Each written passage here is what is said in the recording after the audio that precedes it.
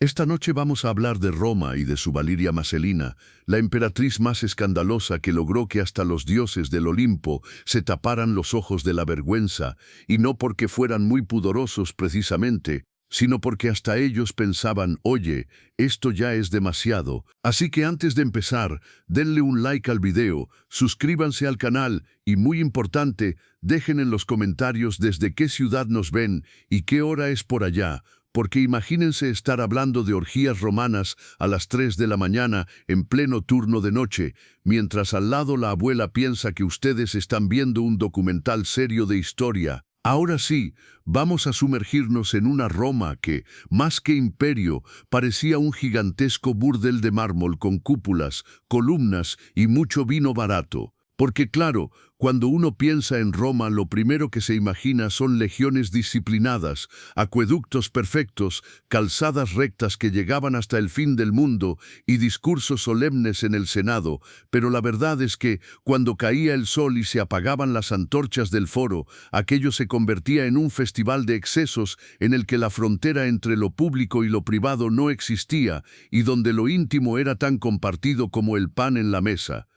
Roma había inventado el espectáculo sexual mucho antes de que existieran los reality shows. La diferencia es que aquí no había censura, no había pausas publicitarias y mucho menos contratos de confidencialidad. El ciudadano podía ir al circo por la mañana a ver cómo un gladiador le reventaba la cabeza a otro con un tridente y al mismo tiempo pagar por una función en la que bailarinas semidesnudas representaban mitos griegos de la manera más literal posible. Luego, por la tarde, se acercaba a los baños termales, donde la sauna, el vapor y las piscinas mixtas funcionaban como el Tinder más eficiente de la antigüedad, sin necesidad de deslizar a la derecha porque ya estabas sudando codo con un senador, un esclavo y quizá una matrona aburrida de su marido. Roma era un escenario donde el poder se exhibía no solo en el foro, sino también en la cama, y donde lo privado se convertía en asunto público, con cotilleos que circulaban más rápido que un mensaje en WhatsApp. Un rumor sobre quién se acostaba con quién podía hundir una carrera política mucho más que un error militar. Y en ese caldo de cultivo, entre el vino aguado, las risas de las tabernas y los perfumes que intentaban disimular el hedor de las cloacas, nació la figura de Mesalina, la mujer que convirtió la alcoba en senado y el senado en alcoba. Pero antes de llegar a ella, hay que entender que Roma entera vivía en una especie de contradicción permanente. Mientras los moralistas escribían tratados sobre disciplina y virtudes republicanas, las paredes de Pompeya se llenaban de grafitis que describían con todo detalle lo que se hacía en las camas y en las esquinas. Juvenal, Marcial y Suetonio no escribieron comedia por gusto, simplemente transcribían la realidad de un pueblo que podía proclamar leyes contra el adulterio con una mano y con la otra firmar reservas en los jardines de Lúculo para una orgía con vino, esclavos y música de flauta. Roma era eso, una sociedad que presumía de orden, pero vivía del desorden, que inventó la palabra virtus, pero convirtió el placer en política, y que, sin quererlo, estaba criando a una emperatriz que iba a poner a prueba todos los límites conocidos. Valiria Maselina no nació de la nada, fue producto de una ciudad que amaba el espectáculo más que la verdad, y que sabía que un buen escándalo tenía más poder que un decreto senatorial. Roma, entre columnas y alcobas, era un teatro donde los emperadores eran actores y las emperatrices directoras de escena, donde cada festín podía terminar en orgía y cada orgía podía acabar en conspiración. Y mientras tanto, los dioses allá arriba seguramente reían pensando que los humanos habían llevado sus mitos demasiado lejos. Afrodita se habría puesto verde de envidia viendo los juegos de salón.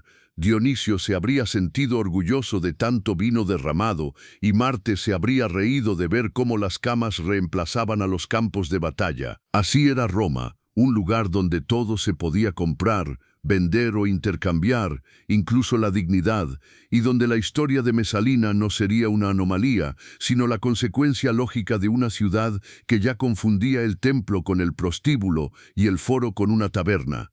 Por eso, si hoy nos escandalizamos, es porque no hemos entendido que Roma fue el primer reality show de la historia, pero sin cámaras ni censura, solo columnas, alcobas y un público que siempre pedía más. Cuando hablamos de Valeria Maselina, mejor conocida en los libros de historia como Mesalina, lo primero que sorprende no es que se convirtiera en el escándalo sexual más grande del Imperio Romano, sino que desde niña ya estaba programada para ello, como si la corte entera hubiera decidido criar un monstruo a base de lujos, intrigas y veneno. Nació en una familia noble, de esas que tenían más apellidos que virtudes, descendiente directa de Octavia, la hermana de Augusto, lo que en Roma equivalía a tener sangre azul y lengua viperina. Desde pequeña, sus juegos no eran muñecas, sino escuchar cómo las tías conspiraban para hundir a un primo en el Senado, o cómo un tío desaparecía de repente porque alguien más poderoso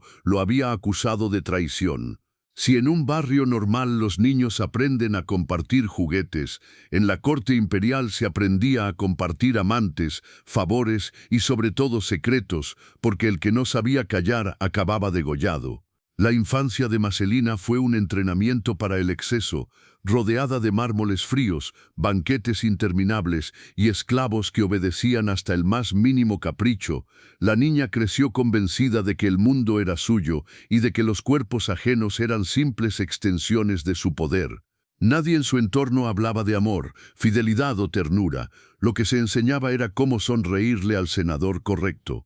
Cómo no mirar demasiado al rival que mañana podría estar envenenado, y sobre todo, cómo usar la belleza como arma. Maselina aprendió rápido. Mientras otras niñas bordaban telas, ella ya practicaba el arte de la mirada calculada, esa que podía desarmar a un general antes incluso de que sacara la espada. Pero si todo esto fuera solo frivolidad cortesana, la historia no sería tan interesante.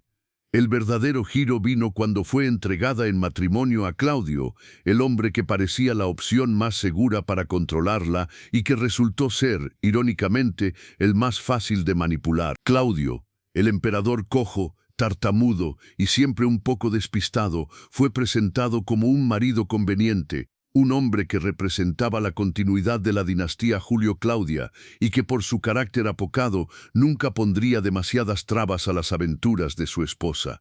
Roma entera lo sabía. Claudio era el tipo de hombre que podía pasarse una tarde discutiendo sobre gramática, mientras en el jardín su esposa organizaba un banquete con gladiadores desnudos. Para Maselina, este matrimonio fue el boleto dorado.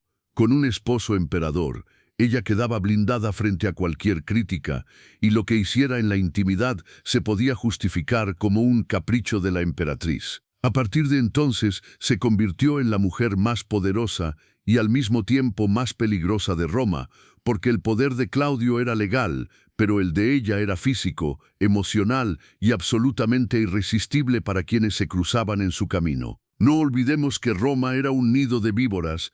Cada cena podía terminar en asesinato, cada copa de vino podía contener veneno, cada sonrisa podía ocultar una puñalada. Y en medio de ese ambiente creció nuestra protagonista, como una flor envenenada en un pantano de lujo.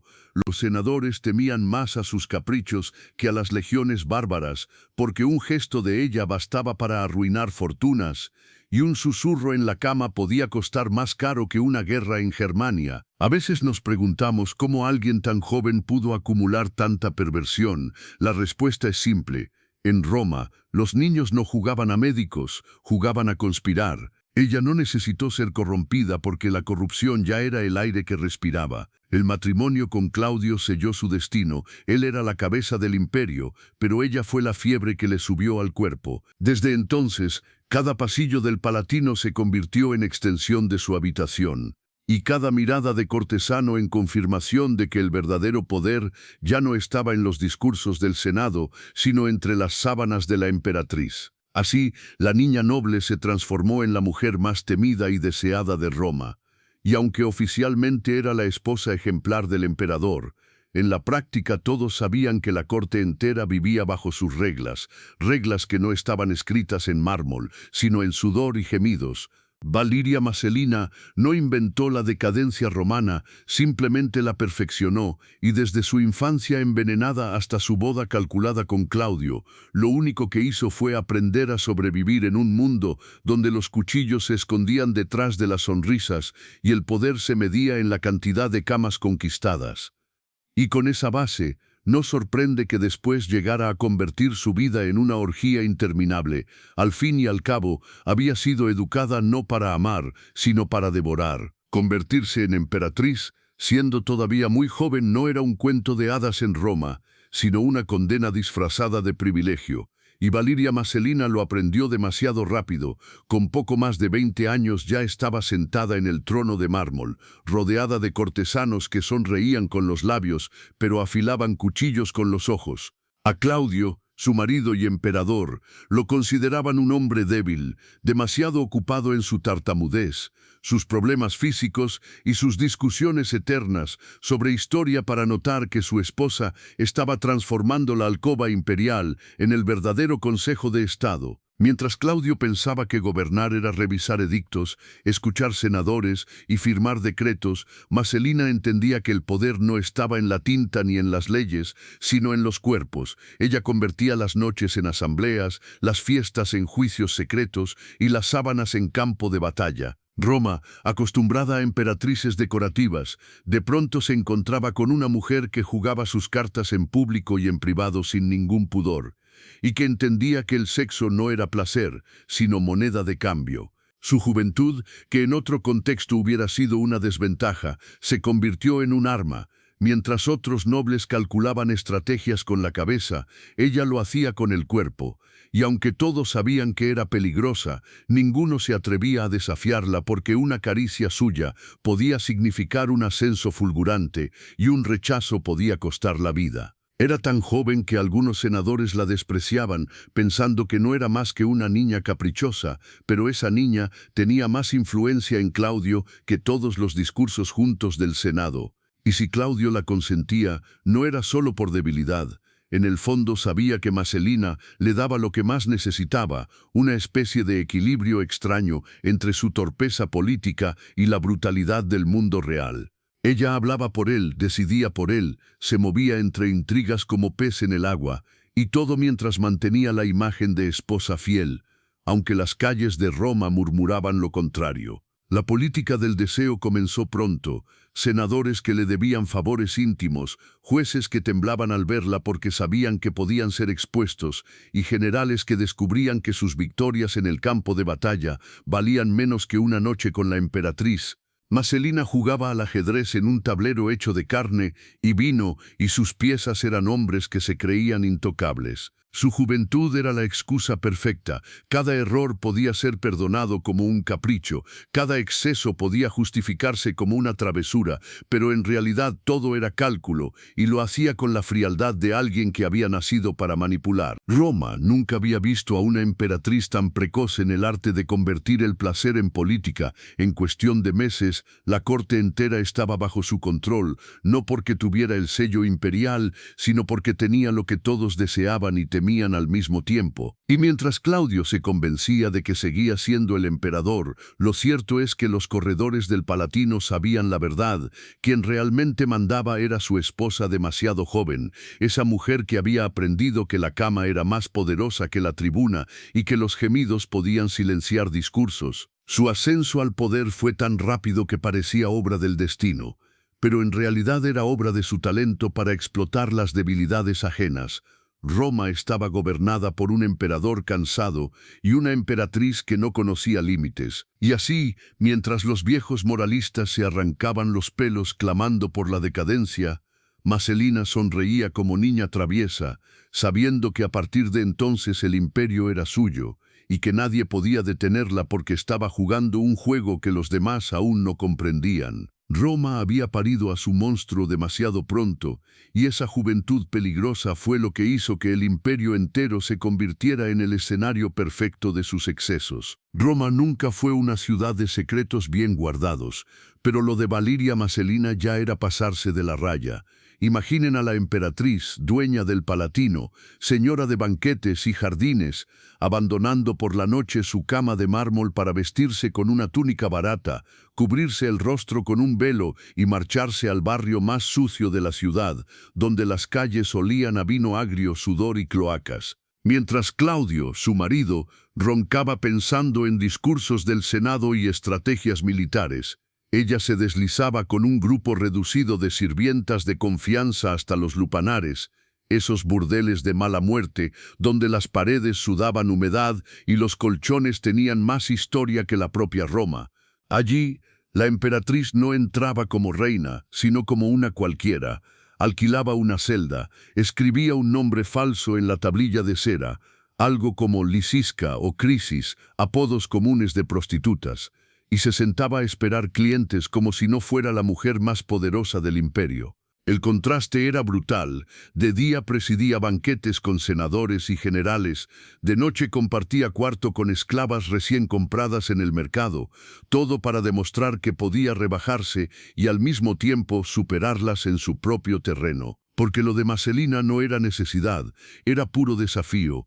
Quería probar que ni las prostitutas profesionales podían competir con ella. Las historias cuentan que se quedaba hasta el amanecer, recibiendo clientes uno tras otro. Sin importarle el estatus, la higiene o la paga, lo hacía por orgullo, por ese extraño placer de ensuciarse cuando ya lo tenía todo limpio. Y al final de la jornada, mientras las demás chicas agotadas recogían sus míseros denarios, la emperatriz volvía al Palatino, se lavaba el cuerpo con perfumes carísimos y al día siguiente se sentaba al lado de Claudio en el trono como si nada hubiera pasado. Roma murmuraba, claro, los rumores volaban desde las tabernas hasta el foro.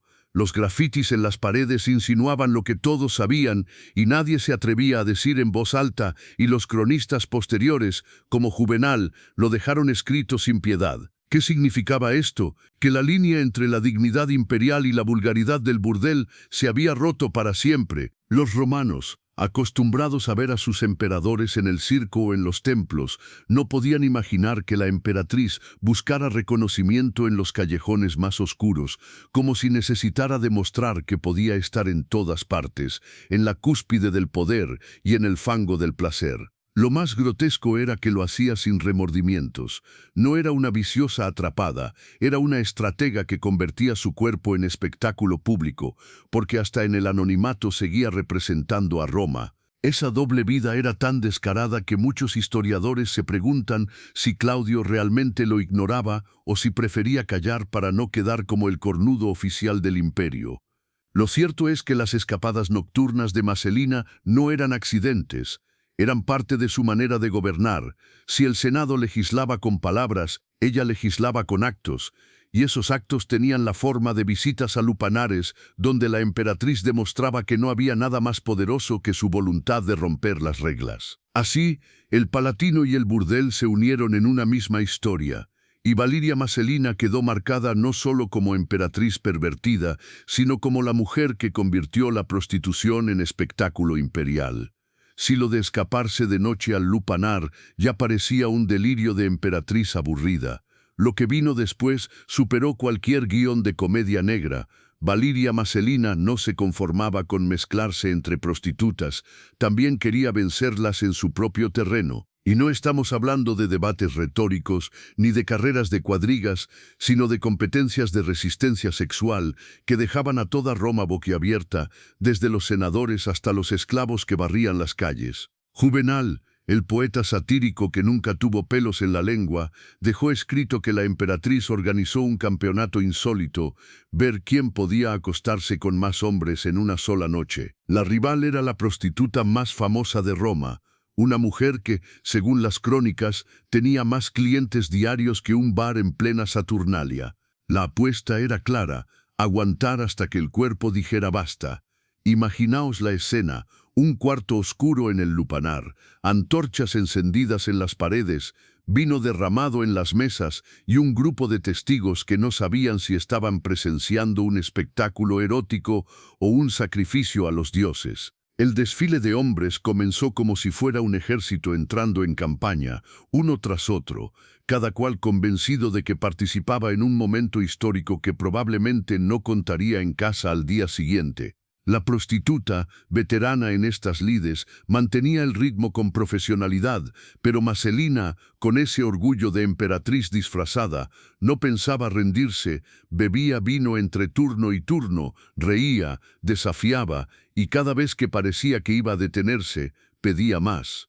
La competencia se volvió grotesca, los cuerpos se acumulaban, los olores se mezclaban, y mientras tanto los murmullos de los espectadores crecían, porque nadie podía creer que la emperatriz estuviera resistiendo tanto como una profesional entrenada para ello. Al amanecer, cuando los primeros rayos de sol entraron por las rendijas, el resultado fue escandaloso.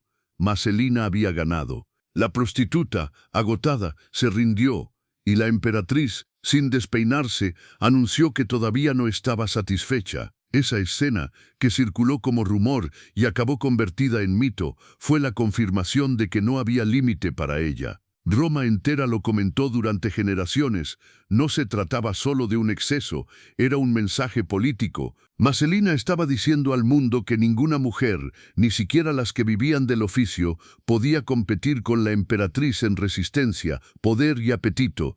Era la traducción carnal de la supremacía imperial. Y claro, los moralistas se arrancaban la toga de la rabia.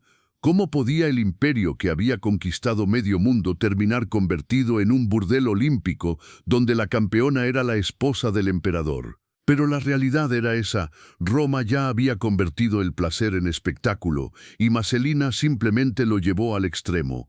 Esta competencia quedó tan grabada en la memoria colectiva que aún siglos después los cronistas lo usaban como ejemplo de decadencia. Algunos dicen que exageraron, que la sátira amplificó la historia, otros sostienen que, viniendo de Roma, todo era posible.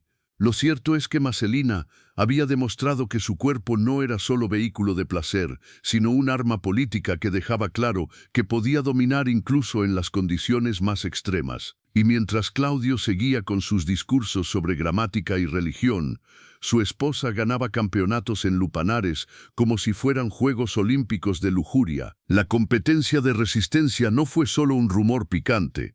Fue la confirmación de que Roma estaba gobernada por una emperatriz que convertía lo prohibido en espectáculo público y que ni las prostitutas podían arrebatarle el título de reina del exceso. Al final, Marcelina no ganó un trofeo de oro ni una corona de laurel, pero ganó algo mucho más poderoso: la inmortalidad en la memoria de Roma como la mujer que convirtió la cama en estadio y la resistencia sexual en política de Estado. Si pensaban que lo de los burdeles nocturnos y las competencias de resistencia ya era el punto máximo de la locura, es porque todavía no han pisado los jardines de Lúculo, ese lugar que en tiempos fue símbolo de refinamiento y que bajo Valiria Marcelina se transformó en el mayor parque temático del exceso. Imaginen un espacio inmenso, con fuentes que brotaban vino en lugar de agua, estatuas de mármol que parecían ruborizarse ante lo que veían, y senderos perfumados con flores exóticas importadas desde Egipto y Siria. Allí, en las noches sin luna, la emperatriz organizaba orgías tan monumentales que hacían que cualquier banquete senatorial pareciera una merienda escolar. Y no hablamos de encuentros discretos entre unos pocos privilegiados. Hablamos de un verdadero harén imperial en el que se mezclaban senadores que dejaban la toga en el perchero, esclavas que se convertían en piezas del espectáculo y gladiadores musculosos que acudían no para luchar en la arena, sino para servir en la cama. Marcelina no distinguía entre clases sociales. Al fin y al cabo, ¿qué sentido tenía ser emperatriz si no podía disponer tanto de un cónsul como de un esclavo con la misma facilidad? Los jardines se iluminaban con antorchas, el aire se llenaba de música de flautas y tambores, y el vino corría en ánforas interminables hasta que la razón desaparecía y solo quedaba el instinto. Era un teatro de cuerpos en el que Marcelina dirigía la escena como una maestra de ceremonias, distribuía a los participantes, organizaba juegos, imponía pruebas, y todo bajo su mirada que combinaba crueldad y diversión. A veces pedía que los gladiadores lucharan desnudos entre ellos para luego elegir al vencedor como acompañante de la noche. Otras, ordenaba que los senadores declamaran versos de amor mientras esclavas les despojaban de la dignidad junto con las túnicas. Y mientras tanto, los jardines retumbaban de risas, gritos y gemidos que se escuchaban hasta en las colinas cercanas. La paradoja era brutal. En el foro se discutían leyes de moralidad, mientras en la residencia imperial se celebraban orgías que hacían temblar hasta a los dioses del panteón. Juvenal y Tácito lo escribieron con desprecio. Para ellos, aquello era la confirmación de que Roma se hundía en el fango del vicio. Pero para los invitados era un privilegio y un riesgo. Un privilegio porque estar allí significaba formar parte del círculo íntimo de la emperatriz. Un riesgo porque cualquiera podía salir de los jardines no con un ascenso, sino con una condena, dependiendo del humor de Marcelina. Los jardines de Lúculo se convirtieron en una metáfora del imperio, un lugar donde la riqueza, el poder y el placer se mezclaban en una orgía interminable, donde no existía el límite y donde la emperatriz reinaba no por decreto, sino por deseo. Los cronistas posteriores intentaron describir aquellos encuentros, pero siempre se quedaban cortos, porque ni la pluma más maliciosa podía igualar el escándalo real. Algunos afirmaban que en una sola noche podían reunirse hasta 200 personas, que se formaban grupos en cada rincón, que los banquetes se mezclaban con espectáculos eróticos y que Marcelina no solo participaba, sino que exigía estar en el centro, como una diosa rodeada de adoradores. Y lo más impactante, nadie se atrevía a decir que no. Los senadores acudían temblando, los gladiadores obedecían sin rechistar, y los esclavos sabían que de su rendimiento podía depender su vida. Así era el harén imperial, un espectáculo de poder disfrazado de placer, un circo íntimo donde Marcelina demostraba que su voluntad era ley, incluso por encima de las costumbres más sagradas de Roma. Porque en el fondo, estas orgías no eran solo vicio, eran política pura. Quien participaba quedaba marcado, atado por secretos que nunca podía confesar sin condenarse, y quien era excluido quedaba automáticamente en la lista de enemigos de la emperatriz. En los jardines de Lúculo no solo se desnudaban cuerpos, también se desnudaban ambiciones, lealtades y miedos.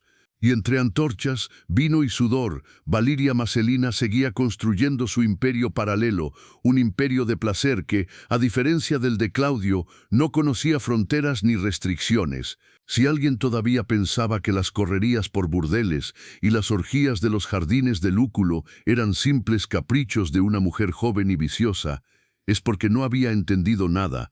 Para Valiria Marcelina, la cama no era un colchón, era un despacho político.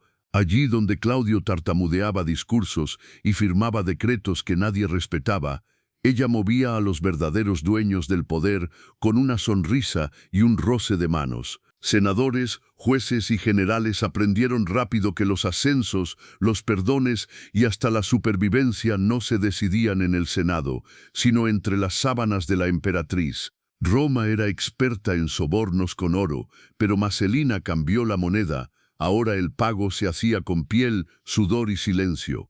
Había senadores que entraban a su alcoba convencidos de que se trataba de una aventura íntima y salían convertidos en perros obedientes, dispuestos a votar cualquier ley o a arruinar a un rival político con tal de no perder el favor imperial. Los jueces que habían jurado imparcialidad en los templos de Júpiter se olvidaban de la justicia en cuanto Marcelina los llamaba para asesorías privadas.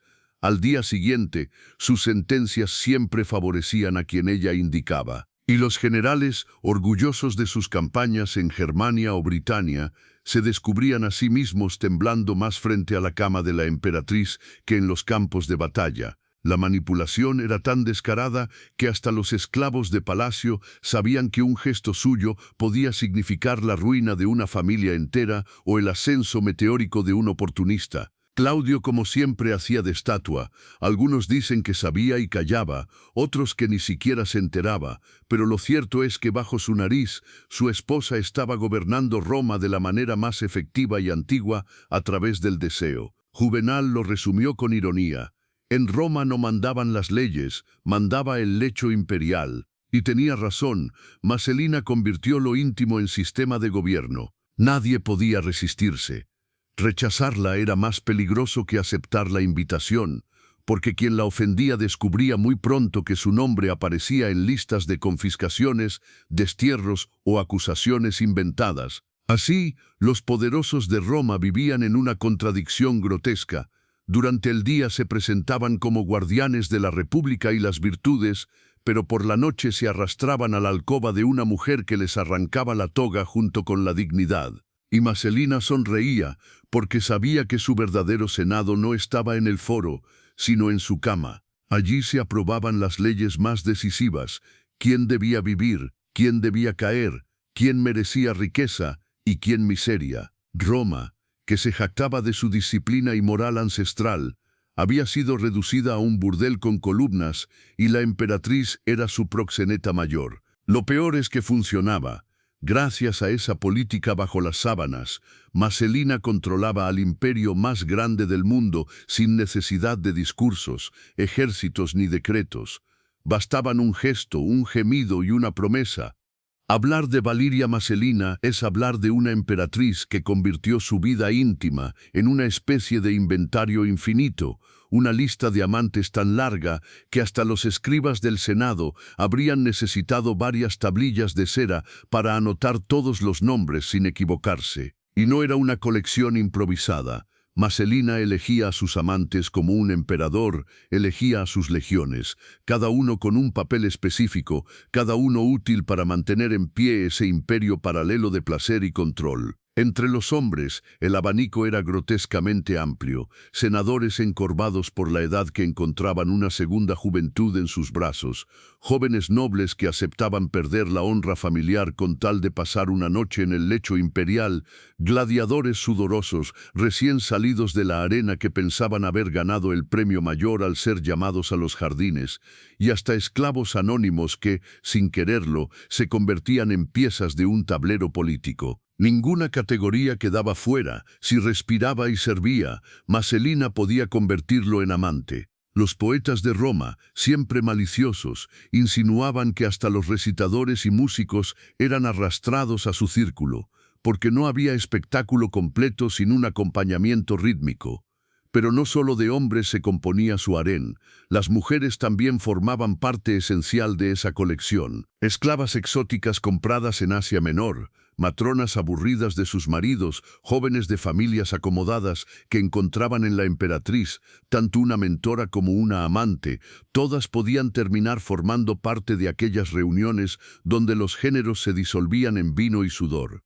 Para Maselina, la diferencia entre masculino y femenino era irrelevante, lo único que importaba era el dominio y la obediencia. Lo que hacía especial a su círculo íntimo no era solo la variedad, sino la función política que cada amante cumplía. Algunos eran informantes, llevaban y traían rumores de tabernas y foros. Otros eran trofeos, hombres de renombre que, al ser conquistados, demostraban al resto de Roma que no existía voluntad capaz de resistirla. Otros, sencillamente, eran juguetes de usar y tirar, que al desaparecer quedaban reemplazados en cuestión de días. Y todos, absolutamente todos, estaban marcados por el mismo destino: salir de sus brazos más débiles que antes de entrar, porque además de deseo, Maselina les arrancaba la lealtad, la dignidad y a veces hasta las propiedades. La colección era tan grande que se convirtió en un secreto a voces. En los banquetes se murmuraba quién estaba dentro, en las calles corrían apuestas sobre quién sería el siguiente, y en los grafitis de Pompeya se caricaturizaba a la emperatriz con docenas de figuras alrededor. Claudio, como siempre, permanecía ajeno, quizá porque prefería no saber, o quizá porque como emperador se sentía incapaz de detener lo inevitable. Lo cierto es que su esposa había convertido la intimidad en una especie de consejo paralelo del imperio, donde los cargos se decidían menos por méritos que por performance nocturna. Y Roma entera, aunque escandalizada, no podía dejar de mirar. La lista de amantes de Maselina era un espectáculo en sí misma, un catálogo vivo de la decadencia imperial. Algunos acabaron en la gloria, protegidos por su favor, otros terminaron en la ruina, incapaces de soportar el peso de sus demandas. Pero todos compartían el mismo destino, ser un nombre más en la interminable colección de la mujer que hizo de su cama el verdadero trono de Roma. Cuando pensamos en Valiria Maselina, solemos imaginarla rodeada de senadores con la toga arrugada, gladiadores sudorosos y esclavos temblorosos, pero una parte fundamental de su historia, y la que más molestaba a los moralistas romanos, era su inclinación a tejer redes con otras mujeres, algo que en la cultura romana resultaba aún más escandaloso que la infidelidad pública. Roma toleraba muchas cosas, que un senador sobornara jueces, que un general masacrara pueblos enteros, o que un emperador bebiera hasta desplomarse, pero que una matrona de alta alcurnia, esposa del emperador, compartiera lecho y complicidad con otras mujeres, era visto como una afrenta a la mismísima tradición. Maselina, sin embargo, no pedía permiso. En su círculo íntimo entraban esclavas exóticas traídas de Oriente, bailarinas de Egipto, jóvenes de familias nobles aburridas de maridos más viejos que el Coliseo, y hasta matronas que en público se pavoneaban como guardianas de la virtud, pero en privado se entregaban a las fantasías de la emperatriz. Aquellas relaciones no eran meros caprichos carnales, funcionaban como pactos de poder. Una esclava convertida en amante pasaba de ser un objeto sin voz a convertirse en confidente. Una joven aristócrata que aceptaba sus juegos podía convertirse en aliada política, atada por la vergüenza de un secreto compartido. Una matrona que fingía superioridad en el foro terminaba siendo una pieza más en los banquetes nocturnos, incapaz de negarse a la invitación de quien podía decidir la suerte de su familia. Los cronistas se indignaban porque Maselina invertía el orden romano. En lugar de ser ejemplo de castidad, transformaba la intimidad femenina en una red de poder alternativa. Sus orgías no eran solo un espectáculo de cuerpos, eran también una declaración. En su mundo, las mujeres no estaban relegadas al telar o a los altares domésticos, sino que podían conspirar, decidir y hasta manipular a los hombres desde la sombra. Claro, esta lectura política no la hacían los moralistas de la época, que preferían describirla como una bestia insaciable, pero lo cierto es que sus relaciones con otras mujeres minaban la jerarquía tradicional.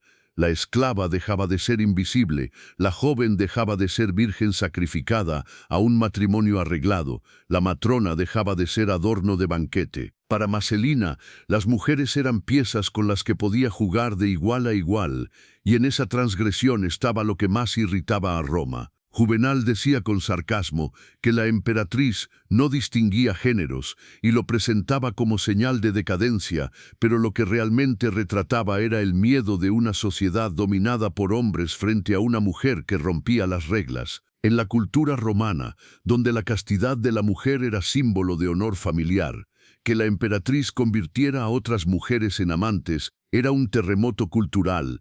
No se trataba solo de sexo, era la prueba de que ella no reconocía límites, ni siquiera los más sagrados. Y mientras los senadores la condenaban en susurros, muchas romanas la admiraban en secreto, no por sus excesos, sino porque había transformado lo prohibido en herramienta de poder. Así, en las alcobas del Palatino, entre perfumes, vino y risas sofocadas, se estaba reescribiendo la política femenina de Roma, un poder que no aparecía en las leyes, pero que se ejercía con la misma fuerza que un decreto imperial, y en el centro de todo, Maselina, la emperatriz que demostró que el dominio no tenía género, que el placer podía ser arma, y que hasta las mujeres más invisibles podían convertirse en protagonistas cuando eran tocadas por la voluntad de la soberana más escandalosa del imperio. Hablar de Claudio, ese emperador que llegó al trono casi por accidente, es hablar de un hombre al que Roma nunca se tomó del todo en serio,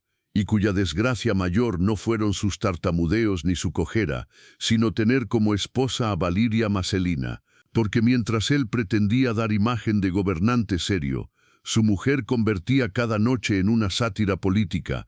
Lo más grotesco de la historia es que Claudio, emperador de medio mundo, parecía el único en Roma que no veía o no quería ver lo que todos sabían, que su esposa tenía amantes en cada esquina, que organizaba orgías dignas de Dionisio y que competía con prostitutas en los lupanares como si fuese un deporte olímpico. Los rumores corrían por el foro más rápido que las noticias de las guerras en Germania, y aún así Claudio se mantenía en una mezcla rara de ignorancia voluntaria y resignación absurda. Los cronistas decían que prefería mirar hacia otro lado, refugiándose en banquetes aburridos, discursos tediosos y largas sesiones con historiadores y juristas, como si la tinta de los pergaminos pudiera tapar los gemidos que se escuchaban desde los jardines de Lúculo. Algunos lo describen como un hombre ingenuo, incapaz de imaginar que su mujer podía humillarlo públicamente.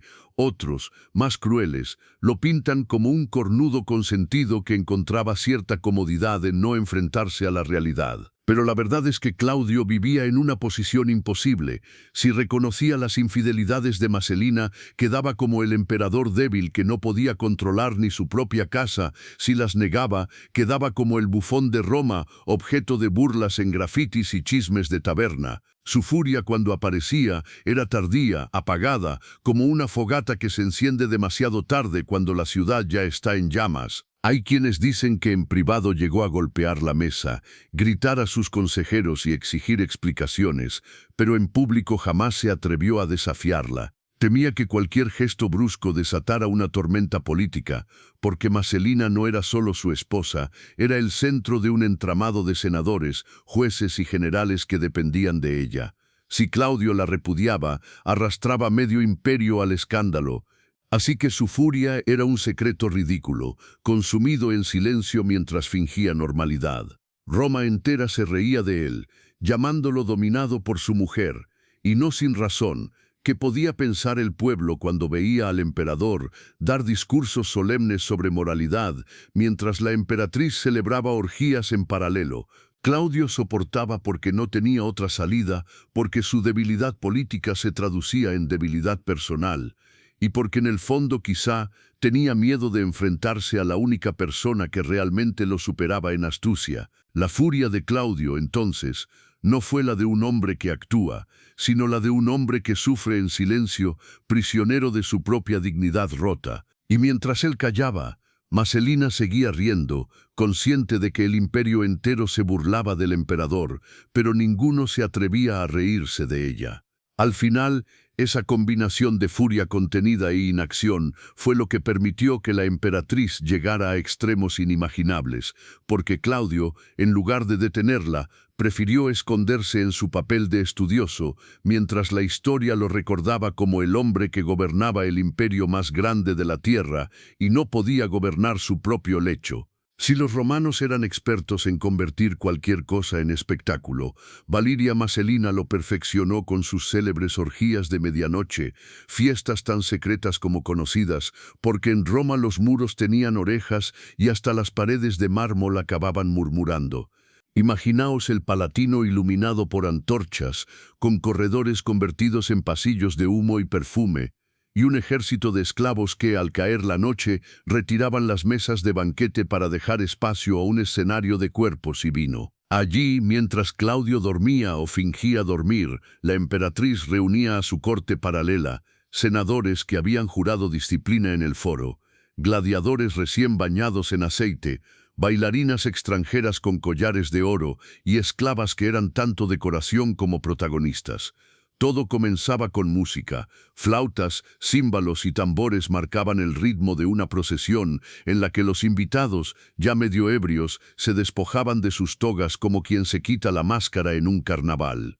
Luego llegaba el vino, que corría sin medida, servido en copas de plata que nunca quedaban vacías. Con cada trago desaparecía un resto de vergüenza, y con cada ánfora rota, Roma se hundía un poco más en el fango del exceso. Marcelina, como maestra de ceremonias, distribuía a los participantes como si fueran piezas en un tablero. Aquí un grupo de senadores obligados a competir, declamando versos eróticos. Allí gladiadores desnudos, simulando combates que terminaban en abrazos. Más allá un coro de esclavas que se turnaban para entretener a los jueces de Roma, que al día siguiente dictarían sentencias con resaca y perfume aún en la piel. Lo brutal no era solo la mezcla de clases, cónsules junto a esclavos, matronas junto a bailarinas, sino el descaro con que se rompían todas las normas sociales. En esas orgías de medianoche, lo que importaba no era el rango, sino la obediencia al capricho de la emperatriz. Los cronistas describen escenas grotescas, senadores arrastrándose de rodillas para arrancar una sonrisa, jueces compitiendo por aguantar más copas de vino, mientras las esclavas se reían de ellos, gladiadores forzados a exhibirse hasta el agotamiento. Y todo bajo la mirada de Marcelina, que disfrutaba no solo del placer físico, sino de la humillación pública de los poderosos. Aquellas noches no eran simples fiestas, eran pruebas de lealtad. Quien participaba quedaba atado por secretos que no podía confesar. Quien se negaba se convertía automáticamente en enemigo de la emperatriz. Por eso los invitados iban con miedo y salían con vergüenza, sabiendo que habían perdido algo más que la dignidad. Las orgías de medianoche se convirtieron en un mito inmediato. Algunos decían que allí se decidían más cargos que en el Senado, que bastaba complacer a Marcelina para salir al día siguiente con una provincia bajo el brazo. Otros aseguraban que los dioses mismos habrían huido de vergüenza si hubieran visto cómo Roma, orgullosa de su moral ancestral, se convertía en una taberna depravada cada noche. Pero lo cierto es que esas orgías funcionaban como un mecanismo perfecto, placer, miedo y política entrelazados hasta el amanecer, cuando los participantes regresaban a sus casas tambaleando, con la toga arrugada y el recuerdo de haber servido en cuerpo y alma a la emperatriz más pervertida del imperio. Y así, entre música, vino y sudor, Roma entera aprendía que el verdadero poder no se ejercía en el foro, sino en las orgías de medianoche, donde Marcelina reinaba como diosa absoluta del exceso. Roma estaba llena de templos y de dioses, pero a Valiria Marcelina no le bastaba con rezar en ellos, ella quería ser uno. Y si los romanos veneraban a Venus como la encarnación de la belleza y el deseo, ¿por qué no apropiarse de ese papel en carne y hueso? Así nacieron sus rituales más delirantes, noches en las que la emperatriz se presentaba no como esposa de Claudio, sino como diosa viviente, coronada con guirnaldas, cubierta con túnicas translúcidas y rodeada de esclavas que le cantaban himnos como si de verdad estuvieran en un templo. Las orgías se transformaban en ceremonias religiosas en las que Marcelina dictaba las reglas. Ella era Venus y todos los presentes debían venerarla, ya fuese un senador que había pasado la tarde discutiendo leyes o un gladiador que horas antes había derramado sangre en la arena. Los relatos cuentan que la emperatriz llegaba a aparecer en procesión, subida en un carro dorado, con antorchas iluminando su figura y un séquito de músicos que la anunciaban como la diosa del amor de Roma.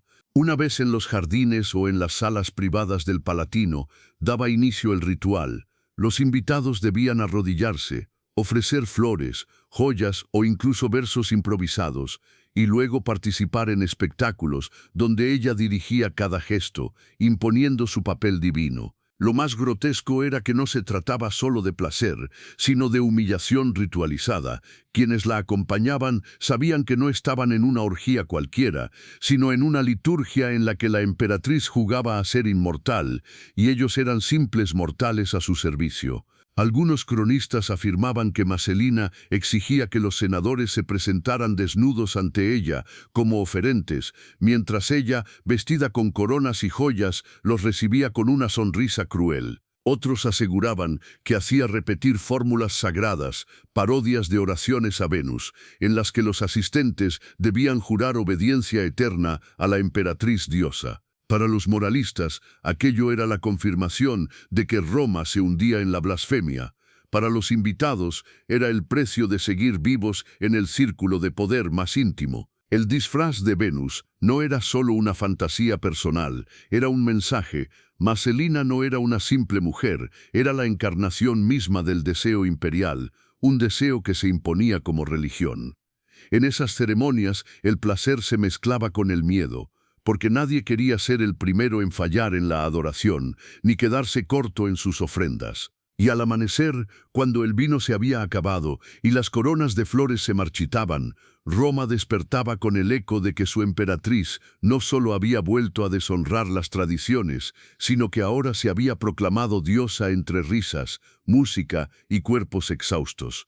Maselina había logrado lo impensable, tomar el mito más sagrado de la feminidad romana y convertirlo en excusa para otra noche de exceso, y así, bajo la máscara de Venus, construyó el culto más profano que Roma jamás conoció. Un culto donde los altares eran camas, las oraciones eran gemidos y la emperatriz reinaba como divinidad absoluta del escándalo. Si en Roma los esclavos eran considerados objetos de uso, en las manos de Valiria Maselina se convirtieron en simples juguetes descartables de sus interminables juegos de poder y placer. Ningún emperador ni matrona romana llevó tan lejos la cosificación como ella. Los cronistas coinciden en que los esclavos del Palatino temían más la llamada nocturna de la emperatriz que los latigazos de un amo común, porque en sus fiestas y rituales los esclavos no eran personas, ni siquiera herramientas, eran materia prima que se usaba hasta la extenuación y luego se arrojaba a un rincón como ánforas vacías. Juvenal, con su ironía venenosa, dejó caer frases sobre cómo Maselina competía con prostitutas, mientras los esclavos se desplomaban agotados, y Tácito insinuaba que en sus orgías siempre había un ejército de cuerpos anónimos que no importaban ni por sus nombres ni por sus rostros, solo por cuánto podían aguantar antes de desfallecer. Roma entera sabía que el servicio doméstico en la casa imperial era sinónimo de condena. El esclavo podía ser cocinero, portador de copas o músico, pero tarde o temprano era arrastrado a las habitaciones privadas para convertirse en pieza de un espectáculo. Algunos eran obligados a luchar desnudos, no por gloria como en el anfiteatro, sino para entretener a los invitados antes de ser usados en los lechos. Otros eran vestidos con disfraces grotescos, convertidos en parodias de dioses o héroes, solo para terminar humillados en medio de la risa de los senadores. Y otros, los más jóvenes, eran simplemente forzados a servir en cadenas de placer que duraban hasta que el vino y el cansancio los dejaban tirados en el suelo. El poder de Maselina se medía también en esa crueldad, mostrar que ni siquiera la propiedad más barata de Roma, el esclavo, podía escapar de su voluntad. Era un recordatorio constante de que todo lo que respiraba en la capital del imperio estaba a su disposición, desde un cónsul con anillos de oro hasta un muchacho comprado en el mercado de esclavos por unas pocas monedas. Y lo más cínico, nadie se escandalizaba por la suerte de los esclavos, porque en Roma no eran considerados más que instrumentos. Lo que indignaba a los moralistas era que la emperatriz, una mujer, se permitiera usarlos con tanta libertad y descaro como si hubiera arrebatado a los hombres el derecho exclusivo de ejercer esa violencia. En los grafitis, la burla era constante. Dibujos de esclavos exhaustos, caricaturas de Maselina rodeada de cuerpos desmayados, chismes en las tabernas que hablaban de cómo la emperatriz agotaba a una docena en una sola noche. La realidad superaba al rumor. En esas orgías, los esclavos eran carne anónima que garantizaba el ritmo de un espectáculo que no podía detenerse. Y cuando ya no servían, simplemente eran reemplazados por otros, porque Roma tenía un mercado infinito de seres humanos listos para ser comprados. El mensaje era claro. En el imperio de Maselina no había límites ni jerarquías, cualquiera podía caer bajo su control, y los esclavos eran el recordatorio más cruel de que el poder absoluto no necesitaba leyes ni discursos, solo voluntad y deseo. Así los jardines del Palatino no solo fueron escenario de excesos, sino también cementerio de dignidades, donde los esclavos se consumían como antorchas, iluminando con su sufrimiento la noche interminable de la emperatriz más pervertida de Roma. Roma era una ciudad donde los secretos duraban menos que una copa de vino, y si alguien creía que las correrías de Valiria Maselina podían quedar encerradas entre los muros del Palatino, estaba más ciego que Claudio en su despacho. El pueblo lo sabía todo, y lo repetía a carcajadas entre sorbos de vino barato en las tabernas. Lo dibujaba con descaro en grafitis que manchaban las paredes de Pompeya, y lo cantaba en versos obscenos durante las fiestas de Saturnalia. Porque en Roma los rumores eran la prensa del pueblo. No había gacetas ni telediarios, pero bastaba una taberna llena de marineros borrachos para que al día siguiente la mitad de la ciudad supiera quién había compartido lecho con la emperatriz. Los panfletos clandestinos, escritos en tablillas de cera, circulaban como pequeñas bombas de escándalo, caricaturas de Marcelina con decenas de amantes, sátiras donde se la representaba disputando un campeonato de prostitución o chismes que narraban con lujo de detalles cómo se disfrazaba para perderse en los burdeles. Nadie se atrevía a afirmar esas burlas, pero todos las leían y las memorizaban para contarlas más tarde en el mercado o en los baños públicos. Y los grafitis eran aún más crueles. En Pompeya, en Ostia, en las paredes del mismísimo Foro Romano aparecían frases mordaces que dejaban claro que la emperatriz no tenía intimidad. La loba del Palatino, la Venus del burdel, la mujer que devoró a Roma, eran solo algunos de los apodos que el pueblo grababa con punzones, riéndose a escondidas mientras los soldados miraban hacia otro lado. El boca a boca hacía el resto. Los esclavos que servían en el palacio llevaban las historias a los callejones. Los artesanos las repetían en voz baja a sus clientes. Los niños las canturreaban como si fueran juegos. Claudio podía ignorar, el Senado podía callar, pero Roma entera murmuraba. Lo grotesco es que, cuanto más se extendían los rumores, más crecía la fama de Marcelina. Para algunos era monstruo, para otros diosa del placer, para muchos simple material de risa. La sátira era la mejor arma del pueblo contra una aristocracia corrupta, y Marcelina era el blanco perfecto, rica, poderosa, joven y descarada. Así, mientras en el Palatino se decidían provincias y cargos, en las calles se decidía la reputación de la emperatriz, y esa reputación estaba hecha de vino, sexo y escándalo. Los moralistas se indignaban, pero el pueblo disfrutaba del espectáculo, porque en una ciudad donde la mayoría apenas sobrevivía con pan y lentejas, reírse de los excesos imperiales era la única forma de venganza. En los banquetes populares se cantaban versos obscenos sobre ella, en los mercados se exageraban sus conquistas nocturnas, y en los baños se inventaban anécdotas que mezclaban verdad y fantasía, pero que todos aceptaban como ciertas. Así, Roma vivía en una doble moral, condenaba oficialmente a Marcelina como símbolo de decadencia, pero en privado disfrutaba de sus historias como si fueran teatro gratis. Y quizá eso fue lo que la hizo más peligrosa. El pueblo lo sabía todo y lo repetía sin cesar, hasta que la emperatriz dejó de ser solo una mujer y se convirtió en un mito viviente de la decadencia imperial, la encarnación de una Roma que entre risas y escándalos se reconocía a sí misma en sus propios excesos. Si hasta aquí parecía que lo de Valeria Marcelina era puro libertinaje personal, basta mirar cómo convirtió el sexo en un arma política para comprender que detrás de cada orgía había algo mucho más siniestro, la política del deseo. Porque en Roma no se gobernaba solo con legiones y decretos, se gobernaba también con miedo, y Marcelina perfeccionó ese arte usando su cama como tribunal supremo. Los cronistas cuentan decenas de casos en los que familias enteras fueron destruidas simplemente porque un senador, un magistrado o un noble cualquiera se negó a complacerla. La emperatriz no admitía negativas. Su invitación no era un capricho, era una orden disfrazada de sonrisa. Quien osaba rechazarla despertaba al día siguiente acusado de traición, despojado de sus bienes o desterrado a una provincia olvidada del imperio. Así cayeron casas que durante generaciones habían sostenido la república y el imperio, reducidas a ruinas por un gesto de la emperatriz. En cambio, los que cedían a sus caprichos eran recompensados con tierras, cargos o privilegios que jamás habrían alcanzado por méritos propios. El mensaje era claro. En Roma ya no bastaba con ser leal a Claudio, había que ser leal a Marcelina, y esa lealtad se medía en el lecho. Su política del deseo fue una red invisible que estranguló a medio senado.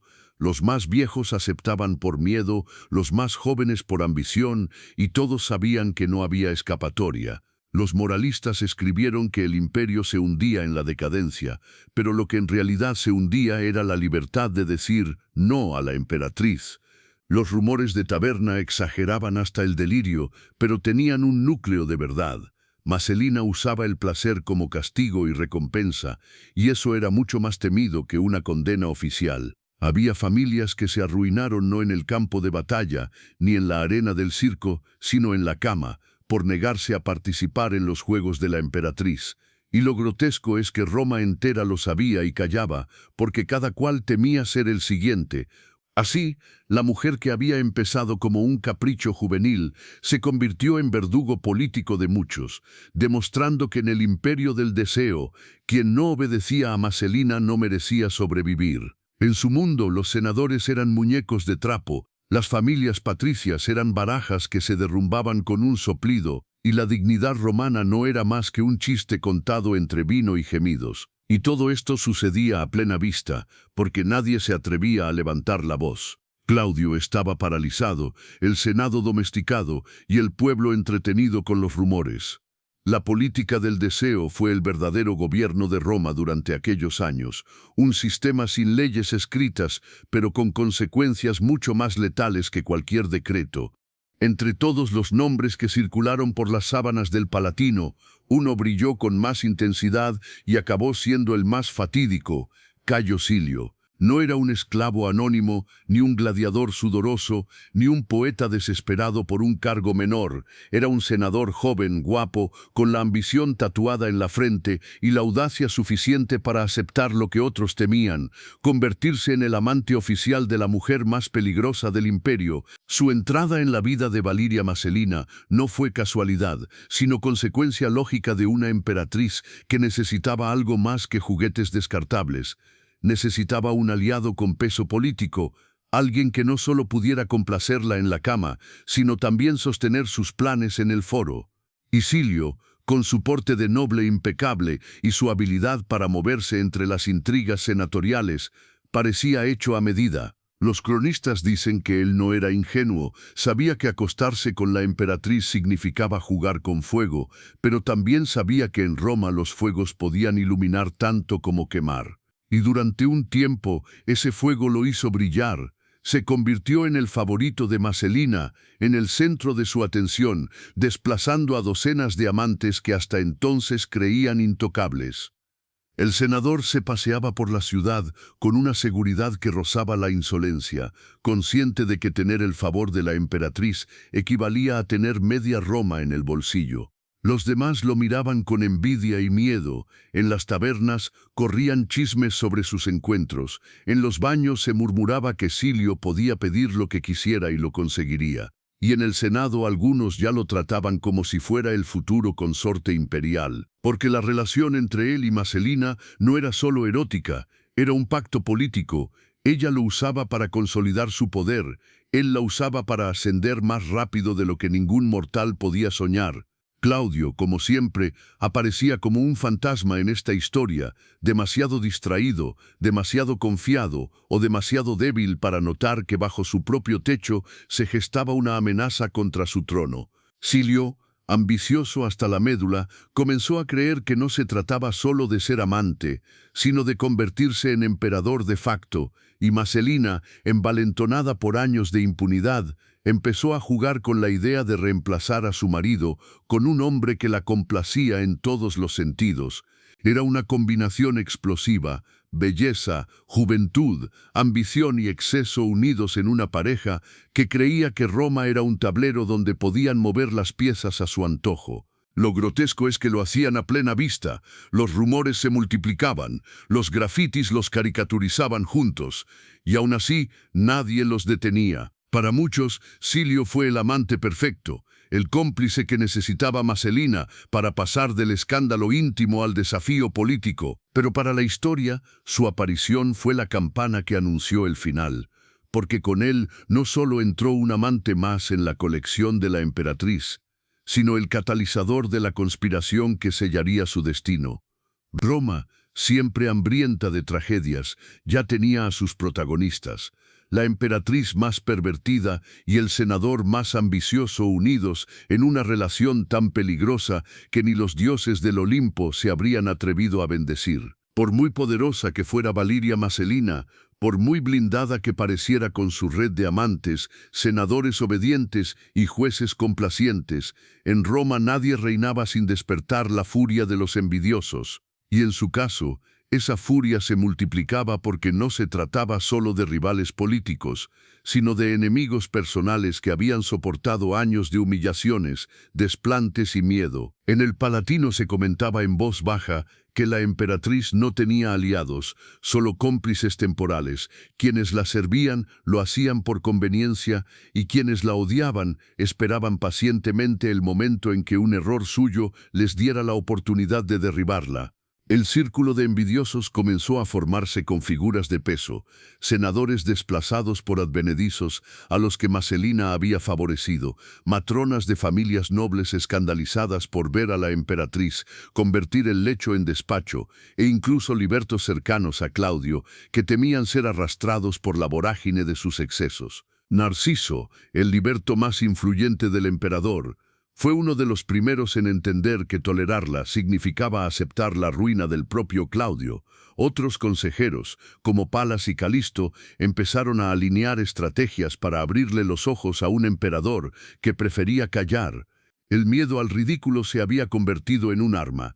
Roma entera murmuraba sobre las hazañas de Marcelina, y cada rumor debilitaba a Claudio un poco más, dejándolo en la posición del cornudo universal. Sus enemigos lo sabían, y comenzaron a acumular pruebas, a tejer intrigas y a preparar el terreno para la caída. Lo más irónico es que muchos de ellos habían sido invitados a sus orgías, habían participado en sus juegos o habían aceptado favores de su mano, pero en la corte la lealtad duraba lo que tardaba en llenarse una copa de vino. Apenas Marcelina empezó a mostrar signos de desmesura, cuando se atrevió a jugar con la idea de reemplazar al propio Claudio por Cayo Silio, el círculo de envidiosos encontró el pretexto perfecto. Nadie podía perdonar semejante audacia. Ya no era solo una mujer caprichosa, era una amenaza política. Y entonces la corte se llenó de cuchicheos, cartas secretas, denuncias anónimas y promesas de venganza. Algunos decían que los dioses mismos estaban en su contra, que tanto exceso debía pagarse. Otros, más pragmáticos, veían la oportunidad de librarse de una enemiga incómoda y, de paso, ganarse el favor del emperador. Marcelina, confiada en su poder, subestimó esa red de enemigos. Creía que sus encantos la protegerían siempre, que nadie se atrevería a desafiarla. Pero lo que ignoraba era que Roma funcionaba como un reloj de arena. Tarde o temprano, los granos del poder se agotaban, y los envidiosos solo necesitaban esperar a que el último cayera para lanzarse sobre su presa. Y así fue. Mientras la emperatriz seguía disfrutando de sus excesos, el círculo de envidiosos afilaba cuchillos en la sombra, preparando la caída más espectacular que la corte romana jamás había presenciado. En la Roma del primer siglo, donde el poder cambiaba de manos al ritmo de cuchillos escondidos bajo las togas y juramentos pronunciados con vino barato en la boca, Mesalina decidió que ya no bastaba con coleccionar amantes, organizar orgías o humillar a familias enteras. Había llegado el momento de jugar la partida final, desplazar a Claudio y colocar en el trono a Cayo Silio, su último juguete y a la vez su apuesta más ambiciosa. Y el golpe no fue un arrebato pasional, sino un proyecto meticulosamente tejido entre sábanas, banquetes y promesas de cargos. La emperatriz sabía que su marido era débil, un hombre que prefería los tratados de derecho arcaico y las setas venenosas antes que el fragor de la política, y que su corte estaba dominada por libertos y aduladores que lo mantenían distraído con expedientes y discursos enrevesados. Así que junto a Silio comenzaron a diseñar la sustitución, como si se tratara de un guión ya ensayado. El atractivo joven senador se presentaría como el marido perfecto, guapo, fuerte y con ambiciones imperiales, mientras ella ofrecía la legitimidad de ser esposa del César y madre del heredero. Y con esa mezcla de belleza y linaje crearon una red de cómplices que incluía senadores resentidos, caballeros arruinados por impuestos y soldados aburridos de jurar fidelidad a un emperador al que nadie temía. Los planes se discutían en cenas privadas donde el vino corría más que las palabras, en jardines apartados donde los esclavos fingían estar sordos, en villas de recreo donde los invitados terminaban por aceptar juramentos de silencio que valían menos que un grafiti en la subura. Y poco a poco la trama adquirió cuerpo. Mesalina prometía cargos de procónsul, sacerdocios, propiedades confiscadas, mientras Silio dejaba entrever que, una vez en el poder, la disciplina militar volvería a imponerse y que Roma recuperaría la gloria perdida bajo un Claudio caricaturesco que tartamudeaba más de lo que gobernaba, y lo sorprendente no fue que una emperatriz tramara la caída de su esposo. Eso en Roma era tan común como apostar en el circo, sino la desfachatez con la que lo hizo, porque mientras Claudio viajaba a Ostia a inspeccionar canales y acueductos, su mujer organizaba auténticos consejos de guerra en palacios perfumados, transformando las alcobas en salas de conspiración y las orgías en asambleas donde se reclutaban aliados con el mismo entusiasmo con el que se repartían coronas de hiedra. Algunos cronistas, como Tácito, dejaron claro que el complot no era una sombra difusa, sino una estructura organizada con roles y tiempos, como si Mesalina y Silio hubieran querido redactar un calendario oficial de la traición, y la ironía brutal es que ni siquiera intentaron disimular. En la ciudad entera se sabía que algo se cosía, que Mesalina iba demasiado lejos, que Silio aceptaba riesgos imposibles y que si el emperador seguía con vida, la historia inevitablemente acabaría en sangre. Pero aún así los conspiradores apostaron a que Claudio era tan cobarde, tan indeciso y tan dependiente de sus consejeros, que ni siquiera reaccionaría cuando la tormenta cayera sobre su cabeza, y de hecho, la propia Mesalina llegó a persuadir a Silio de que lo más seguro era eliminar a Claudio de la manera más romana posible, no con puñales en la espalda ni con veneno en la copa, opciones demasiado vulgares, sino con un golpe institucional, desplazándolo con la apariencia de legalidad, y en ese sentido los planes se volvieron casi cómicos, porque la pareja hablaba de matrimonio público, de herencia dinástica, de proclamaciones oficiales, como si la muerte del emperador fuera un trámite burocrático que podía resolverse con firmas y votos. Y mientras tanto en la ciudad corrían rumores cada vez más descarados. Los esclavos cuchiqueaban en los mercados, los taberneros brindaban con frases a medias, y hasta los poetas callejeros se burlaban en versos de que Roma pronto tendría un nuevo César. Todo ello mientras Claudio seguía ciego, confiando en que su mujer, la misma que se revolcaba cada noche con medio senado, le era fiel en la política, demostrando que en la historia no hay golpe más peligroso que el que se cocina en tu propia cama. Así fue como, antes de consumar el escándalo del matrimonio imposible, Mesalina ya había puesto en marcha el verdadero crimen: preparar el terreno para reemplazar a un emperador vivo con un amante demasiado visible, un plan que en cualquier otra ciudad sería suicida, pero que en la Roma de los Césares parecía una consecuencia lógica del desorden, del deseo convertido en política y de la absoluta certeza de que en el imperio nadie estaba a salvo, ni siquiera el hombre que portaba la púrpura.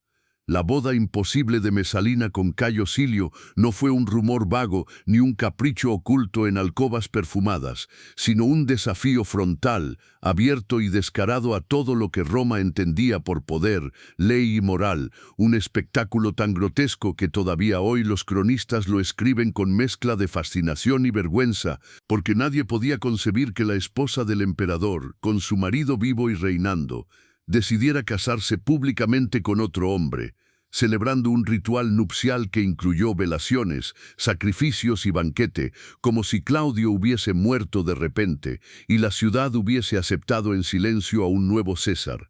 Pero no, Claudio seguía respirando, seguía firmando decretos y seguía confiando en una corte que prefería reírse a escondidas de su desgracia antes que advertirle. Y así Roma asistió a un matrimonio que fue, a la vez, ceremonia y puñalada, teatro y sentencia, el culmen del delirio de una emperatriz que convirtió el lecho conyugal en campo de batalla político. La ceremonia se llevó a cabo en plena ciudad, con testigos de alto rango, con senadores que por miedo o conveniencia fingieron que aquello era legal, con sacerdotes que aceptaron oficiar los ritos como si los dioses hubieran cambiado de opinión sobre lo que era un sacrilegio, y con Silio luciendo orgulloso la toga de novio, convencido de que al día siguiente ya podría sentarse en el trono imperial. porque Mesalina le había jurado que Claudio no sería obstáculo, que sus libertos estaban vendidos o domesticados, y que el ejército no movería un dedo por un emperador débil, y lo más perturbador fue la naturalidad con la que se desarrolló la farsa. Hubo velas nupciales, hubo invitados que aplaudieron, hubo esclavos que sirvieron vino como si nada extraordinario ocurriera. Y hubo regalos y contratos sellados con las mismas formalidades con las que se casaba cualquier ciudadano romano, lo que convirtió la escena en una caricatura solemne del derecho romano, donde el matrimonio, sagrado y regulado por las leyes de Augusto, se convertía en arma política empuñada por la emperatriz más insaciable de su tiempo. Pero el escándalo no terminó en la sala del banquete, sino que se desbordó por las calles de Roma como vino derramado en cloaca, y pronto las tabernas, los foros y los grafitis de la subura resonaban con la burla, chistes sobre Claudio que reinaba en palacio mientras su esposa reinaba en los lupanares, coplas que comparaban la boda con una comedia de Plauto, rumores que hablaban de dioses ofendidos y augurios funestos, y también miedo, porque todos sabían que un sacrilegio de esa magnitud no podía acabar en paz, que la sangre se cobraría su precio y que Roma estaba de nuevo a las puertas de un ajuste de cuentas. El pueblo lo comentaba a carcajadas, sí, pero también con temblores en la voz, porque si Mesalina podía casarse con Silio delante de todos, ¿qué otra cosa no podría hacer? Y si los senadores podían aplaudir semejante locura, ¿qué quedaba de las instituciones? Los libretistas callejeros escribían versos obscenos en las paredes, comparando a Claudio con un cornudo cósmico y a Silio con un gladiador disfrazado de príncipe, mientras los sacerdotes murmuraban que los sacrificios ofrecidos durante aquella boda olían a blasfemia, y los astrólogos anunciaban que el cielo estaba lleno de señales de ruina, con eclipses y pájaros que volaban en direcciones contrarias, y entre tanto Claudio seguía ignorante en Ostia, inspeccionando obras públicas, mientras en Roma su autoridad se desplomaba más rápido que las risas en un banquete sin vino. Esta mezcla de carcajada y terror es lo que definió la reacción de la ciudad.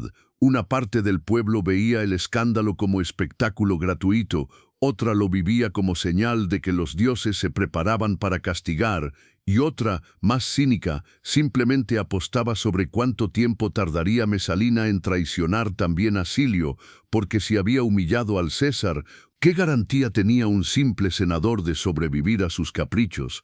Así, la boda imposible no fue solo el momento más absurdo de su vida, sino también el preludio de su final, porque al convertir la infidelidad en matrimonio y al transformar el deseo en acto público, Mesalina traspasó la última frontera, la del ridículo convertido en crimen político, y Roma, aunque se rió, también comprendió que el precio de esa risa sería una tragedia, que los cuchillos ya se estaban afilando y que el destino de la emperatriz y de su flamante esposo estaba sellado desde la primera copa alzada en ese banquete maldito.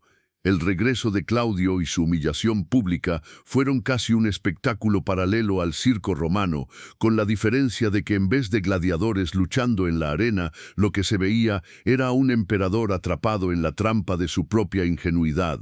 Narciso, su liberto de confianza, fue el primero en plantarle delante la verdad, sin adornos. César, tu esposa no solo te engaña, te ha sustituido, y si no mueves ahora, mañana tendrás que llamar señor a Cayo Silio. Y esas palabras, cargadas de una crudeza que habría derribado a cualquier hombre común, cayeron sobre Claudio como bloques de mármol del templo de Júpiter. Al principio, el emperador reaccionó como siempre, con dudas, con preguntas absurdas, como si todo se pudiera resolver consultando un calendario religioso o preguntando a los augures si el matrimonio de su mujer con otro tenía validez divina. Pero Narciso y Palas le hicieron entender que aquí no se trataba de supersticiones ni de leyes viejas, se trataba de supervivencia política, de mantener la corona en su cabeza y la cabeza unida al cuerpo. Claudio escuchaba, temblando, mientras uno de sus consejeros le enumeraba a los senadores que habían estado presentes en la boda de Mesalina con Silio, mientras otro le mostraba pruebas de los banquetes celebrados después, y todo se volvía tan ridículo que incluso sus propios guardias pretorianos se mordían los labios para no reírse, porque la escena de un emperador convertido en cornudo oficial de Roma era una sátira viva que ningún poeta se habría atrevido a escribir. Poco a poco, Claudio comprendió que no podía seguir dudando, que su silencio lo hacía aún más ridículo, y que si no actuaba la historia lo recordaría no como constructor de puertos o conquistador de Britania, sino como el emperador que fue depuesto por su propia mujer entre sábanas de lujo. La presión de Narciso fue clave, le repitió una y otra vez que Mesalina no era solo una esposa infiel, era una conspiradora, y que si la dejaba viva no solo perdería el trono, perdería también la dignidad que le quedaba, y mientras tanto, fuera de las paredes del palacio, Roma ya hervía de rumores. En las tabernas se cantaban coplillas en las que Claudio era el buey imperial, al que su mujer guiaba con un ronzal de oro. En los foros los grafitis lo mostraban con cuernos enormes y rostro estúpido, y hasta los niños jugaban a fingir bodas con muñecos en las que la emperatriz dejaba al emperador de lado para casarse con un gladiador de barro. La humillación pública alcanzó niveles tan grotescos que incluso sus enemigos más duros se compadecían. Verlo reducido al cornudo universal de Roma era tan absurdo que ya nadie discutía sobre su autoridad, se discutía sobre su capacidad para no derrumbarse de la vergüenza, y sin embargo, en medio de ese torbellino de burlas, Claudio dio un paso inesperado. Empezó a escuchar más a Narciso que a sus propios miedos, y por primera vez en mucho tiempo se mostró capaz de decidir. Fue convencido de que su única salida era actuar con rapidez. Y así lo empujaron sus consejeros. Le dijeron que no era solo cuestión de salvar el honor, era cuestión de mandar un mensaje, de demostrar que incluso un emperador ridiculizado podía devolver el golpe con la fuerza del Estado. Claudio, todavía temblando, ordenó investigar, llamar a los pretorianos, preparar al Senado para lo inevitable. Y de esa forma el hombre que horas antes había sido el hazmerreír de Roma comenzaba lentamente a levantarse, no tanto por valentía propia, sino por el miedo instintivo a quedar aniquilado en la historia. Y ahí se completaba la paradoja, la misma humillación que lo había reducido al cornudo más célebre de la antigüedad, se convirtió en el motor de su reacción política, pero en ese momento, mientras se dejaba convencer por Narciso y se aferraba a las palabras de sus libertos como un náufrago a una tabla, Claudio sabía que su imagen ya estaba destrozada para siempre. Aunque derribara a Mesalina, aunque ejecutara a Silio, aunque limpiara la corte de conspiradores, Roma nunca olvidaría que durante meses enteros había reinado como emperador de medio mundo sin darse cuenta de que en su propia casa ya le habían coronado a otro marido para su mujer, y esa marca, la del emperador ridiculizado, sería el tatuaje invisible que lo acompañaría hasta la tumba. El juicio secreto y la casa imperial fueron como un teatro paralelo al Coliseo, solo que esta vez los gladiadores eran senadores sudando miedo y las fieras eran rumores que podían devorar a cualquiera que se atreviera a defender a Mesalina. Todo comenzó con reuniones nocturnas en el Senado, organizadas casi a escondidas, como si estuvieran conspirando contra un enemigo extranjero y no contra la mismísima emperatriz. Y en esas sesiones se hablaba bajo, con lámparas de aceite parpadeando y con la sensación de que cada palabra podía costar la vida, porque nadie sabía cuántos espías de Mesalina escuchaban detrás de los muros. Los más valientes decían sin rodeos que ella debía morir, que una mujer que había humillado públicamente al emperador y había puesto un marido de reemplazo en pleno Palatino era un peligro para la estabilidad de Roma, pero los más cobardes balbuceaban excusas, recordando que hasta ayer mismo habían cenado en sus jardines y que sus nombres estaban grabados en listas de invitados que podían comprometerlos en cualquier momento. Narciso tomó el control de aquel ambiente cargado, presentó pruebas, relatos de esclavos, cartas interceptadas y hasta testimonios de sirvientes que hablaban de la boda con Silio como si hubiera sido el casamiento oficial de un nuevo emperador. Y mientras tanto Claudio, que en otras circunstancias habría dudado, permanecía en silencio, dejando que sus libertos hicieran el trabajo sucio. Él solo asentía, torpe, consciente de que el único modo de dejar de ser el cornudo universal era transformarse en juez y verdugo de su propia esposa. La sentencia estaba cantada, aunque disfrazada de formalidades. y esa misma noche se decidió que Mesalina debía caer. Al amanecer comenzó la segunda parte del espectáculo, la casa imperial. Los pretorianos fueron enviados al Palatino y a los jardines de Lúculo, donde todavía se creía que Mesalina se escondía, rodeada de sus últimos fieles, y la imagen era grotesca. Soldados con lanzas y cascos brillantes peinando los rincones, donde apenas unas noches antes se habían celebrado orgías de vino y sudor. Mientras tanto, en otro punto de la ciudad, Cayo Silio, el amante convertido en esposo ilegítimo, fue arrestado casi sin resistencia, consciente de que no había salida posible, y llevado encadenado ante el Senado, donde su altivez terminó en silencio cuando le mostraron las pruebas de su matrimonio con la emperatriz. Su destino era evidente, y aunque se intentó mantener un aire de legalidad, todos sabían que en realidad aquello era un linchamiento político, lo iban a liquidar para borrar de raíz la amenaza. Mesalina, en cambio, vivió la persecución como un descenso en espiral, corrió de un lugar a otro, buscó apoyo en amigos que ya habían cambiado de bando, intentó convencer a algún senador de que Claudio la perdonaría si se presentaba arrepentida, pero lo único que encontraba eran puertas cerradas y miradas que fingían no reconocerla. El terror se apoderó de su corte privada, esclavos huyendo, concubinas delatándola para salvarse, mensajeros desertando con tal de no ser arrastrados en la caída. Roma entera se convirtió en un rumor ambulante. En las tabernas se decía que Mesalina se disfrazaba para escapar. En los foros que había intentado refugiarse en templos, en los baños que había jurado suicidarse antes de ser capturada. Y lo cierto es que mientras las historias se multiplicaban, los pretorianos estrechaban el cerco.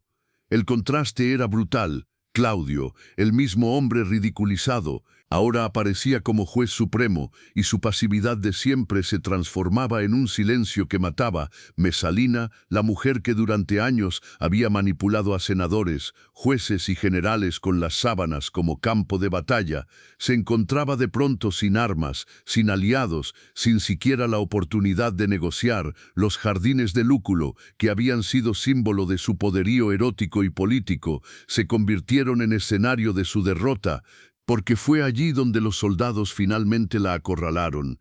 Entre las estatuas de mármol que aún parecían reírse de las noches de exceso, Mesalina se encontró frente a la realidad.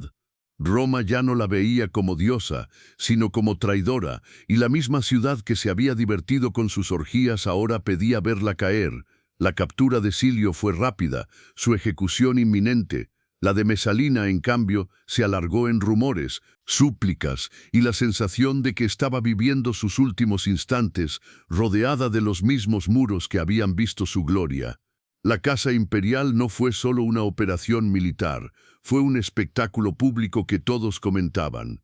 Un recordatorio de que incluso la emperatriz más poderosa podía terminar como fugitiva en su propia ciudad, y así, entre las discusiones secretas del Senado y el estrépito de las botas pretorianas sobre los mosaicos imperiales, se sellaba el destino de la mujer más temida y más deseada de Roma, una caída preparada en la oscuridad de las reuniones nocturnas y consumada a plena luz del día, con el rugido de un pueblo que, entre miedo y burla, ya esperaba ver correr la sangre de Mesalina como último acto de un drama que había empezado en las alcobas y terminaba en los jardines imperiales. El final de la emperatriz no fue un acto solemne ni un juicio digno de los anales de Roma, sino un espectáculo grotesco dirigido por Narciso, el liberto de confianza de Claudio, que se convirtió en verdugo improvisado para cerrar la historia más escandalosa de la corte. Cuando la noticia de la traición se hizo insoportable y los senadores pedían un gesto claro, Claudio, fiel a su costumbre de no decidir nada por sí mismo, se limitó a asentir con torpeza mientras Narciso tomaba las riendas, convencido de que si no se actuaba rápido el imperio se hundiría en la risa del pueblo.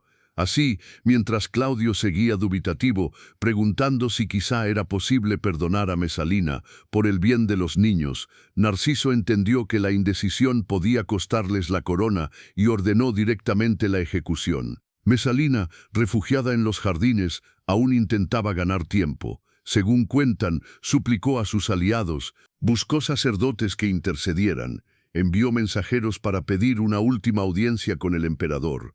e incluso, en un arranque de desesperación, pidió una daga para quitarse la vida con sus propias manos y evitar la humillación de morir como una criminal común, pero la realidad fue más cruel. No tuvo el valor de hundirse el arma, y al final fue una esclava la que tuvo que sostenerle la mano, mientras un centurión esperaba impaciente la orden definitiva. Narciso, frío y pragmático, no le dio más vueltas. Mandó al pretoriano encargado que acabara con ella allí mismo. Entre los arbustos que aún guardaban el eco de sus orgías, Mesalina cayó atravesada por la espada, y con ella se derrumbó la leyenda viva de la lujuria imperial. No hubo discurso, no hubo ceremonia, no hubo siquiera palabras del emperador. Claudio fue informado de su muerte mientras comía, y su reacción fue tan absurda que se convirtió en un chiste eterno, porque lo único que preguntó fue si habían almorzado antes de ejecutarla, como si la cuestión logística fuera más importante que la desaparición de su esposa. Roma entera supo entonces que el poder real no estaba en manos del emperador, sino en las de Narciso y los libertos que movían los hilos, y la muerte de Mesalina fue el mejor ejemplo. No la ordenó Claudio, la ordenó un esclavo liberado convertido en ministro. El pueblo reaccionó con una mezcla de alivio y decepción. Alivio porque el escándalo había llegado a un punto insostenible, y decepción porque todos esperaban un final más espectacular, un desfile humillante por el foro, o un suicidio dramático a la manera estoica. En cambio, tuvieron un asesinato rápido, casi administrativo, como si se hubiera tratado de una esclava más, y no de la mujer que durante años había gobernado Roma entre sábanas y banquetes. Los rumores, sin embargo, no murieron con ella. Durante meses circularon versiones distintas. Unos decían que gritó hasta el último instante, otros que murió en silencio como una estatua rota. Algunos incluso inventaron que sobrevivió y escapó disfrazada, pero lo cierto es que los jardines de Lúculo se convirtieron en su tumba simbólica, el lugar donde pasó de diosa a cadáver en un abrir y cerrar de ojos. Así terminaba Mesalina, sin juicio oficial, sin despedida, sin la grandeza que ella misma había imaginado para su historia. Cayó como caen los que confunden el placer con el poder, y Roma, que la había temido y deseado, se rió de ella en sus tabernas y la inmortalizó en grafitis obscenos, mientras los cronistas la retrataron como ejemplo del exceso que había llevado al imperio al borde del ridículo. Pero paradójicamente, esa misma muerte acelerada por Narciso la convirtió en leyenda. Su nombre quedó para siempre asociado al desenfreno, y ningún emperador posterior pudo borrar la memoria de aquella mujer que se atrevió a casarse con otro mientras el César aún respiraba. La emperatriz más temida de Roma murió como prisionera de su propio juego, y el que cerró la partida no fue un dios ni un senador, sino un liberto que entendió mejor que nadie que, en Roma, el poder no estaba en los templos ni en las leyes, sino en la espada que se hundía en el momento justo. La propaganda contra el nombre de Mesalina comenzó incluso antes de que su cuerpo se enfriara en los jardines de Lúculo. Roma, que nunca perdía tiempo en transformar tragedias privadas en espectáculos públicos, convirtió a la emperatriz caída en la caricatura oficial del vicio y la degeneración, y lo hizo con una velocidad que solo podía compararse con la ferocidad de las fieras en el circo. Bastó que Narciso anunciara su ejecución para que senadores, poetas y moralistas comenzaran a competir entre sí por ver quién pintaba a Mesalina con los colores más grotescos. Los que hasta ayer se habían sentado a sus banquetes, los mismos que habían aplaudido en sus orgías y aceptado sus favores, de pronto descubrieron que eran guardianes de la moral romana y que la emperatriz no era más que un monstruo de lujuria. En los foros se leían discursos en los que se la comparaba con Cleopatra, con Pasífae, con cualquier figura femenina que pudiera simbolizar exceso y perversión. En las tabernas, los grafitis la mostraban con cuernos de cabra, rodeada de esclavos exhaustos, o montando a Silio en caricaturas que hacían reír hasta a los niños. Roma, que había disfrutado de ella como espectáculo vivo, ahora la consumía como ejemplo muerto. Se decía que su caída era la prueba de que los dioses castigaban el desenfreno, y Claudio, el emperador humillado, aparecía retratado como un ingenuo que había permitido que su esposa convirtiera el palacio en burdel. Los cronistas aprovecharon la oportunidad para moralizar. Tácito la describió con desprecio, Juvenal la convirtió en protagonista de sus sátiras, Suetonio la usó como advertencia contra los excesos de las mujeres imperiales. La palabra Mesalina se transformó en sinónimo de prostituta lujuriosa, un insulto que sobreviviría siglos, usado por predicadores cristianos y escritores medievales, que ni siquiera entendían del todo quién había sido, pero sabían que su nombre equivalía a decadencia. El aparato propagandístico romano trabajó a pleno. Cada nueva anécdota inventada sobre ella reforzaba el mito, desde la famosa competencia con prostitutas en burdeles hasta las orgías multitudinarias en los jardines. Muchas de esas historias no podían comprobarse, pero ya daba igual, porque lo que importaba no era la verdad, sino la moraleja. Mesalina pasó de ser un problema político a convertirse en la lección pública de lo que sucedía cuando el poder femenino se mezclaba con el deseo sin freno. Un desastre. Claudio, por supuesto, no fue el autor de esa propaganda, pero tampoco la detuvo. Su silencio, su pasividad eterna, permitió que los demás escribieran la historia en su lugar, mientras él se refugiaba en nuevos matrimonios y en su obsesión por la administración del imperio. Roma se encargaba de inmortalizar a Mesalina como la gran ramera, la emperatriz que había ultrajado a su esposo y a la propia moral romana. El contraste era evidente. Ella había gobernado de facto con cuerpos y banquetes, pero después de muerta, su poder se redujo a servir de advertencia, un fantasma utilizado para disciplinar a futuras generaciones de mujeres.